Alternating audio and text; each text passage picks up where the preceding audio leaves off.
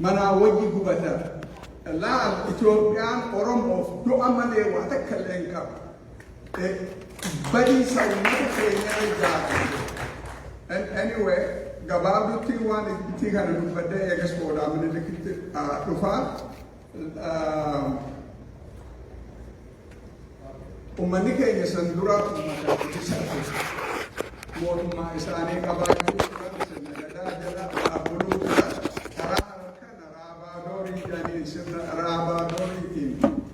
Taraboda Hamfilame 1872 actually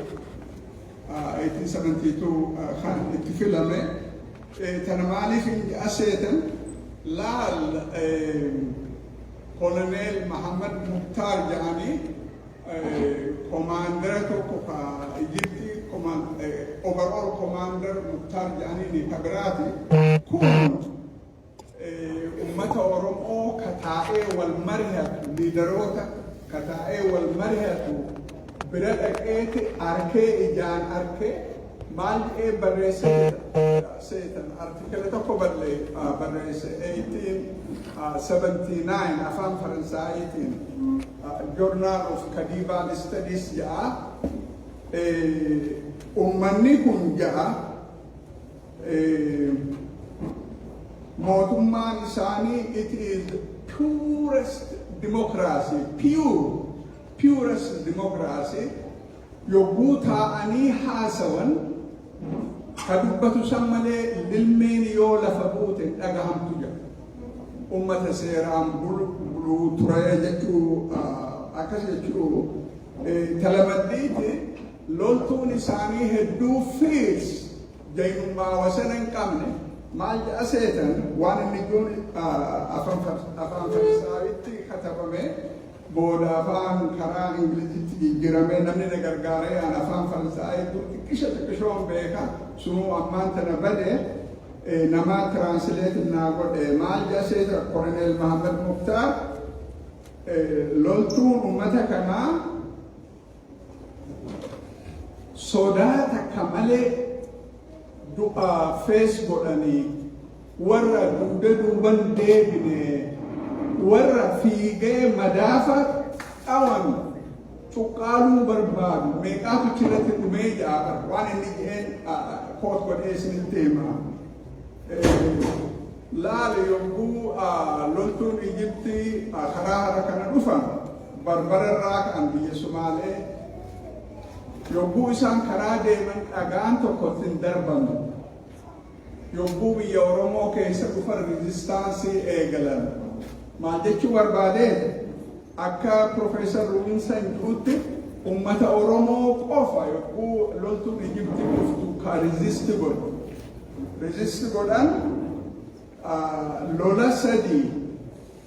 major force umani ke jani Muhammad Malif Muhammadi isin tuftunu beku dan deisane kawe madafa kaban warana nilot warana nama madafa kabu lolte mohun du nama rakiftin dan dantu saniti Muhammad sirna akam aban wari Egypti tanan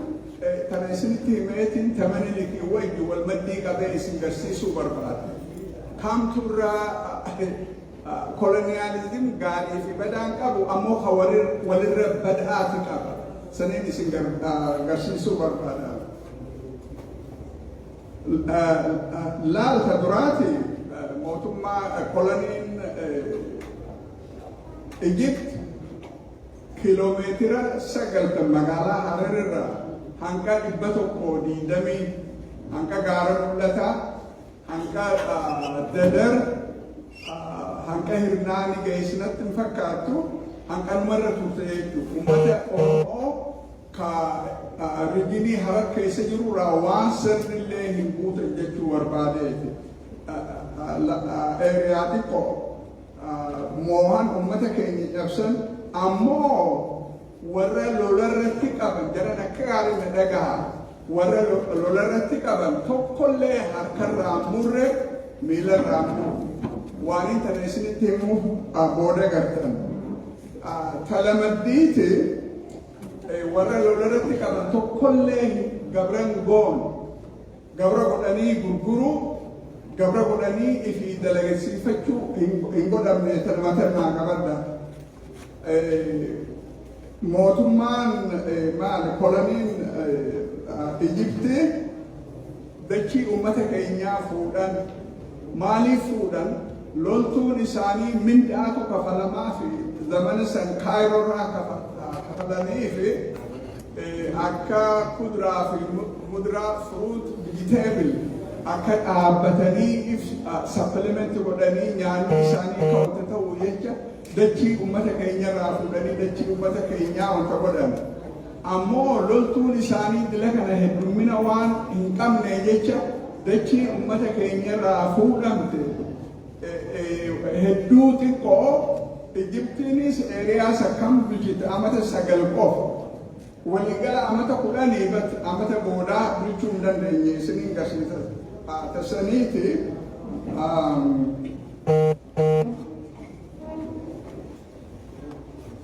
taksiin mootummaan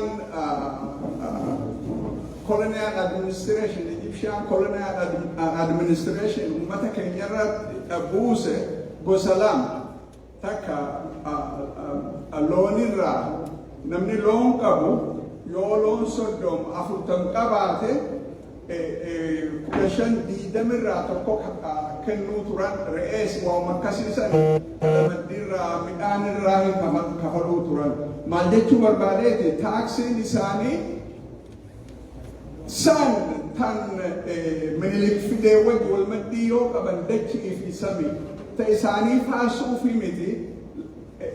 digrii isiitu hedduu adda adda jechuu barbaadeeti isiniifin gabaabsa amata 9 booda 1875 dhufanii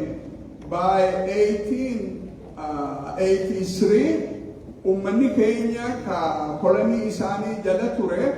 ka'anii resistaansii eegalan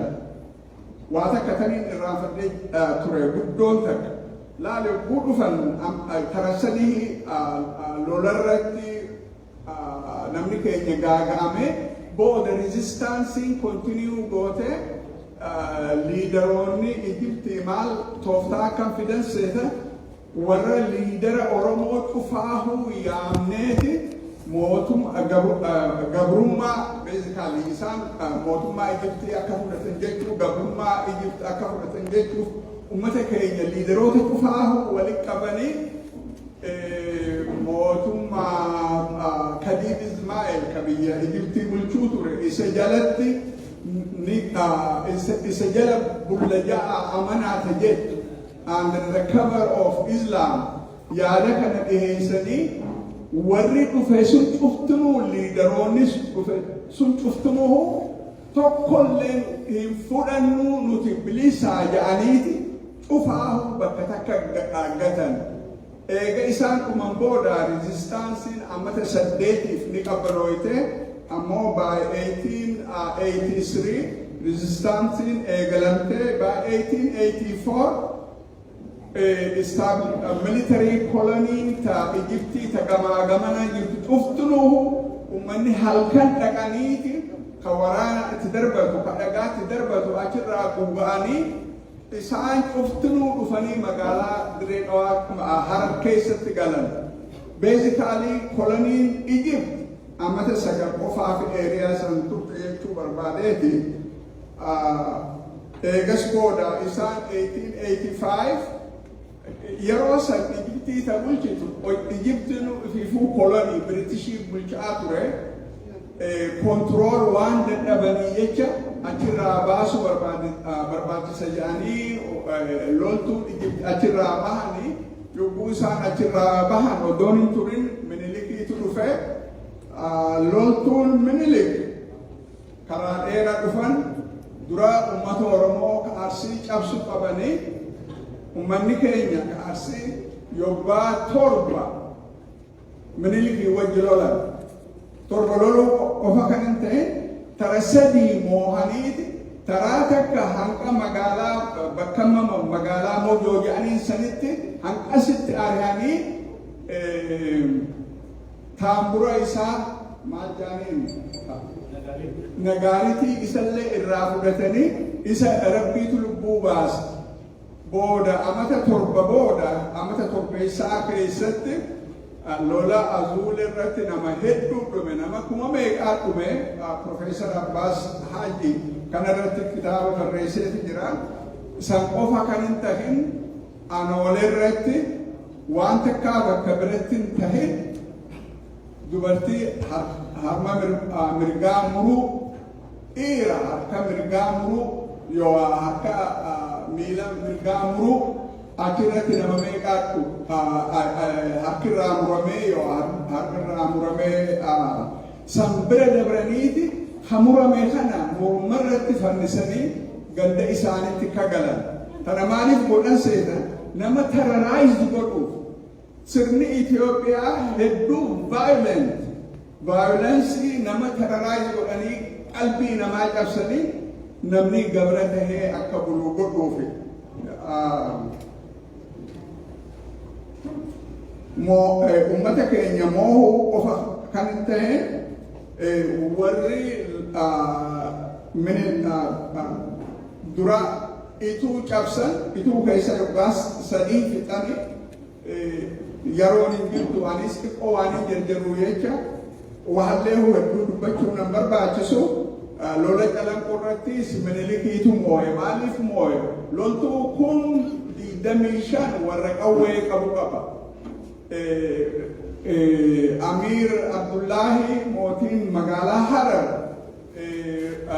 loltuu Oromoo, loltuu Sumaalee, loltuu Hararii hanqi qabu walii gala 4,000 kun booda dhufan. Dirree Calanqoo irratti uummanni amma maqaa dhabe kun uummanni Hararii, uummanni Oromoo, uummanni Sumaalee bakka takka uummanni qabee takkatti awwaalamanii Minilik achirraa uummata keenya cabsaa magaalaa Hararitti galee magaalaa qabatee laal warri lola Calanqoo irratti qabame tokko harki irraa muramin yoo miilli irraa muramin waan birallee kan muranii jira. Waan akkasii san hin dubbadhu. Sambira dabraa warri lolarra qabame ni gabrooman. Carcar keessatti gaafa Dajjaalmaach Abbaa Seexaan achi yoggaa sadii ture nama meeqa gabroomsaniiti waa'een anju'uu miti. Profeesar Timothy Farhan waan katabe nama Ameerikaati. Dachii bal'ootu ituu keessatti totally depopulated. Loon isaanii zarafanii dhumanii namni baqatee jira deeme dachiin dirree adiitti haftee ja'aabar. Nama faranjiite kana katabe. San qofa dabranii sambira dabranii ummata keenya gabra godhanii magaalaa dirree adii magaalaa keessa gurguruu turanii bara. Asittis karma godhan waan British Traveler in 1886 wanni inni katabee 1888 katabee lafa kaa'e ummanni Arsii asitti guyyaa adiin magaalaa keessa gurguramanii sirni Itoophiyaa kana maaliif hin dubbachuu barbaada? Namni keenya akka sammuutti qabatu sirna badaa sirna baay'inaan ka ta'e ammaan tanaas badii ummata keenya irratti kajaarame. Ta dhugaatiin isiniin jaa waa'een anjuu miti. Profeesar Tashaalee Xibabu nama Amaaraati ammoo he is a very objective historian. Maal aseetan modern Ethiopia was built on the destruction of Oromo power. Harka dhibba tokko dhuga woomu dhugaa ta'e. Hanqa ammatti Itoophiyaan baduma ummata keenyaan waa takka qofaan ummata keenya jaalatanii bar du'atti erganii yogguu du'an gabra godhachuusa malee maal waa takkallee aqallee akka ilmoo namatti nama keenya ni ilaalanii bar warra Madagaskar irraa dhufe jedhanii bar ummanni keenya Madagaskar irraa dhufe maddee jedhanii ummanni akka ummata Oromootti original people of that country hin jiranii bar tuffii wasana hin qabne ummata keenya qaban tana maaliifin aaree dubbadhe seetan laal hanga ummani keenya jabaatu yoo humna qabaanne malee abadan illiitiin amaaraa haqa ummata keenyaa hin fudhatan tana beekuu qaban wanni ar'aan tana isaan hidhatanii sirni kun diigamuu qaba sirni federaalizimii wanni jedhanii waan biraatiin miti sirna afaar diiguu fi kasumaalee diiguu fi maal faayidaa qabaaf kan isaan diiguu barbaadan oromiyaa hidhatanii maaliif biiti firii qabdu heegere qabdu oromiyaa 100% control godhu ummata keenya bargara keenya irra guddaa namaan beeku malee maappii tolchaniiti oromiyaa kilastara kudhanitti adda addaan baasanii yaa'ootu lola Tigraay ta'e kana amma rezistaansii uummanni keenya eegale kanaatu gadin baasin malee sirna san diiganii maappii san baasanii uummanni Oromoo deebi'ee tokko kan ta'an addaan facaasuuf muratanii jiran lafaa kaaseen jiru waa hedduu waan hin beekuun qaba beeytaa waa takka dubbachuun hedduu namatti ulfaatti namni keenya qilleensaa yaa'uun qabu mootummaan amma jirtu tun minilikirraa eegalee honest to God takkallee exaggerating God sirna sanniin beekaa irra barreessee minilikirraa eegalee Iyyaasuu Haile Sillaasee Darg Mallas tokkolleen ummata Oromooti takka kanatti bad'aan jiru takka zamana minilik mana hedduu gubuu turan loltuun yogguu dhufte lallabanii namni bahaa baqadhaa jedhanii namni keessaa ba'a ammaan tana namaa wajji mana gubanii bad'aaniin tanaa gadi ni jirti wallagga keessatti mana 70 faannoon gubbi 70,000 nama almost 500,000 people are antana wallagga qofa keessatti displaced ta'ee jira loon ni zarafamaa ni ajjeefamaa shawaa keessatti kanama gujiitti laal irra guddaan keessan hin beektan taatu malee gujii keessatti guyyaa tokkotti mana 11 namaa wajji gubata takkaan dhageenye addunyaarratti dubartiin ulfaa 7 manaa wajji yogguu gubattu takkaan dhageenye laal ummata keenya cabsuu barbaadan mootummaan tun anaaf mootummaa nafxanyaa tafiinxaa gabrummaa sana ummata keenya deebisuu barbaadan gabrummaa ummanni keenya ammata 140 sirni jiru kun yoo ammata 4-5 ture afaan oromootiin baruun hin danda'amu yoo lubbuun jibbisin lubbuun jiraatanii ammata 4-5 yoo jiraat na yaadadha maal jedhaa afaan keenya dubbatamuun hin danda'amu afaan keenya laatiin katabamuun hin danda'amu kana cufaahu maaltu ummata keenya keessaa ba'as waa takka qofa qabsooma waboon eegaltee itti jiru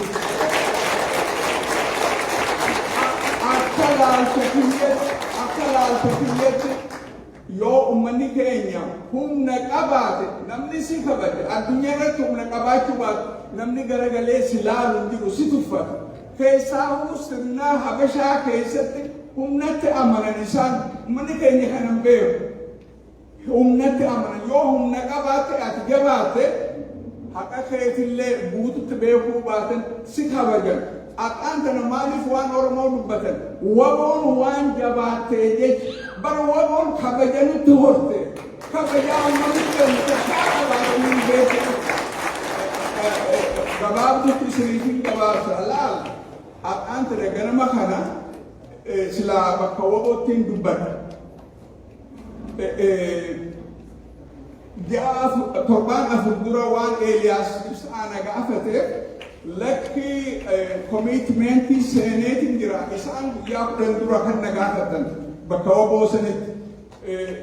ganama irraa na jijjiiraa zaaboodhaan dhufa jedheeti ganama teenitti as dhufu dafee asii fixeetiin achi dhaqee isaan irrattis qooda fudhadha jedhee an personally wanni ummata keenya baasu karaa ammaan kana waboon irra jirtu. Waboon jabaachuu qabdi. Rabbii jaa karaa dandeessanii waboo akka laalta kiyyeetti waboo gargaaru investment in the future of our people. Laal ummanni keenya Itoophiyaa wajji jiraachuu yoo barbaade hedduu gaarii ammoo abbaa biyyaa abbaa mootummaa abbaa qabeenyaa tahanii ummanni keenya risoorsii Oromiyaa yoo kontrool godhe ummanni biraan wajji jiraachuu yoo fedhan that is fine suurakoo takka illee hin qabdu. Gabrummaa dursaan akka haareetti deebifnee ummata kanarratti deebifna jechuun intaaf maqaan tana at least ummanni keenya alaa ala jira. Tanaa jecha karaa dandeessanii rabbii ja'a waboo maddii dhaabbadhaan isinii ja'a rabbii ja'a. Galatoon waaniin walgahii waboo bira dhaqu jecha dhiifama naa godhaa yooniin emotional ta'es dubbiitu nama balbalcha. Ummanni keenya maaliif kana dhagarree nama balbalcha. Laal bari yoo jabaatte ni kabajamtaa. Atillee mataa ol qabattee boontee deemtaa bara. Namni biraatis kabajaa bara. As Waashingtan keessa taa'anii as taa'anii Oromoon inni gallaalan jedhanii lallabanii bara. Ummanni keenya Amaaraan inni gallaalan jedha. Ijoo bara. Ummanni keenya ummata kabajaa qabu. Maadagaskaar irra galchina jedhaniitiin siili arraba gatii hin qabne nama arrabsanii tanaa jecha kabajaa haa ifi boonu. Kabajaa ummata keenya godha. Karaan guddaan kabajaa itti boonu hegeree ummata keenyallee waboo gargaaru gargaara jechuu barbaadeetti dhiifama waan leefu hedduu galatoomaaf dhadhaan gama biyya.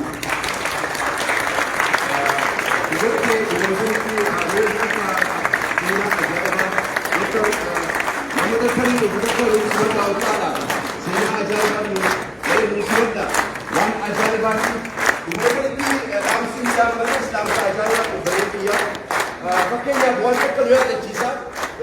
Dr. Muhammad Hassan waan tokko nu yaadachiisa. Afaan keenya kana afaan Oromoodha.